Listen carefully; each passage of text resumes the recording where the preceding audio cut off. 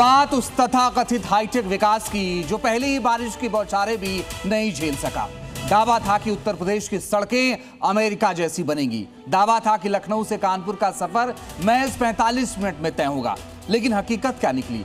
4700 करोड़ की भारी भरकम लागत से बना चमचमाता लखनऊ कानपुर एक्सप्रेसवे के उद्घाटन के महज 18 दिनों के भीतर ही 84 जगहों पर धंस गया।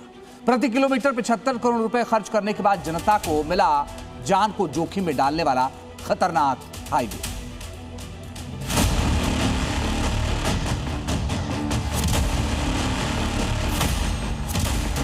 मुझे विश्वास है कि हम एक के पीछे एक ऐसे महामार्ग बना रहे हैं कि उत्तर प्रदेश के राष्ट्रीय महामार्ग ये निश्चित रूप से अमेरिका के बराबर होंगे। ये वचन मैं आपको देना चाहता हूं। 13 जुलाई 2026 ये वो तारीख थी जब देश के बड़े मंत्रियों ने हरी झंडी दिखाकर इस एक्सप्रेसवे की शुरुआत की थी। लेकिन ठीक 18 दिन बाद यह एक्सप्रेसवे किसी पुराने जर्जर रास्ते जैसा नजर आने लगा। मॉनसून की पहली बारिश ने इस एक्सप्रेसवे के डामर के नीचे छिपे भ्रष्टाचार को बहते पानी की तरह साफ कर दिया। उन्नाव के पास तो पुल के बगल की पूरी अप्रोच रोड ही 300 मीटर नीचे पाताल में धंस गई। रफ्तार भरने आई गाड़ियां अब यहां रेंगने को मजबूर हैं, क्योंकि कई किलोमीटर तक ट्रैफिक को सिंगल लेन पर डाइवर्ट कर दिया गया है। एक लेन में ही दोनों तरफ की गाड़ियां आवाजाही करती नजर आ रही हैं। इंजीनियरिंग के इतिहास में भ्रष्टाचार को छुपाने का इससे अनोखा और हास्यास्पद तरीका आपने पहले कभी नहीं देखा होगा। जब हाईवे धंसा तो निर्माण कंपनी पीएनसी इंफ्राटेक ने मुस्तैदी दिखाई, लेकिन सड़क को वैज्ञानिक तरीके से ठीक करने के बजाय वहां आनन फानन में गीली मिट्टी डाली गई और उसे सुखाने के लिए 10 बड़े स्टैंड वाले पंखे चला दिए गए। सोशल मीडिया पर जब यह वीडियो वायरल हुआ तो पूरे देश में इस जुगाड़ टेक्नोलॉजी और बदइंतजामी का जमकर मजाक उड़ा।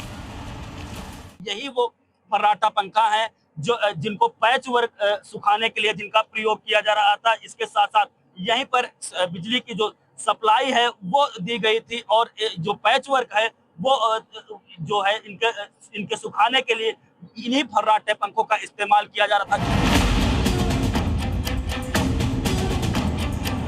75 करोड़ रुपए प्रति किलोमीटर की लागत वाले इस प्रोजेक्ट में जो मटेरियल इस्तेमाल हुआ वो पहली बारिश में ताश के पत्तों की तरह ढह गया।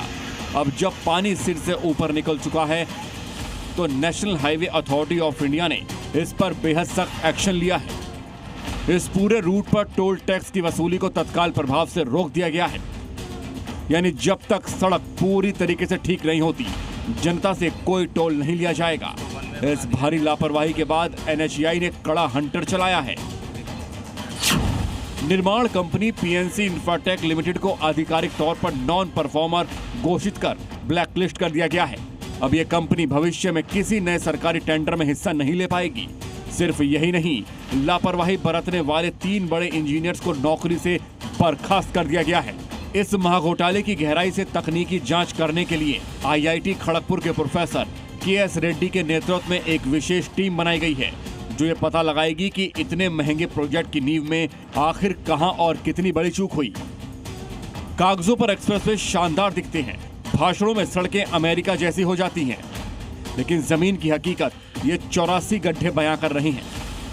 अब देखना यह होगा कि आईआईटी खड़गपुर की रिपोर्ट के बाद क्या सिर्फ इंजीनियरों की बलि चढ़ेगी या उन रसूखदार ठेकेदारों और अधिकारियों पर भी जेल की कार्रवाई होगी जिन्होंने जनता की गाड़ी कमाई के 4700 करोड़ रुपए को पानी में बहा दिया।